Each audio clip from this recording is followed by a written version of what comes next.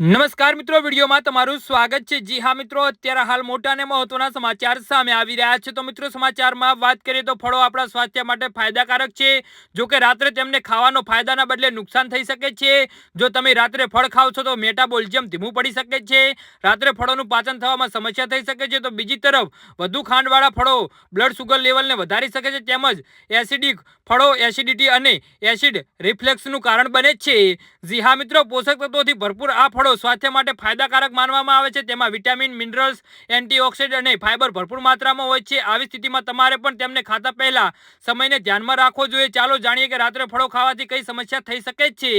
જી હા મિત્રો, અત્યારે હાલ મોટા સમાચાર સામે આવી રહ્યા છે। શરીરનું મેટાબોલિઝમ દર રાત્રે ધીમું પડી જાય છે। આ પાચન પ્રક્રિયાને ધીમી પાડે છે। આવી સ્થિતિમાં સફરજન, નાપસ્તી અથવા કેળા જેવા ભારે અને ફાઇબરયુક્ત ફળો રાત્રે ટાળવા જોઈએ। આનાથી અપચો, ગેસ, બોલ્ટિયમ જેવી સમસ્યા થઈ શકે છે। લોકોનું પાચન તંત્ર નબળું હોય છે, તેઓએ રાત્રે ફળ ખાવાનું ટાળવું જોઈએ। જી હા મિત્રો, અત્યારે હાલ મોટા સમાચાર સામે આવી રહ્યા છે।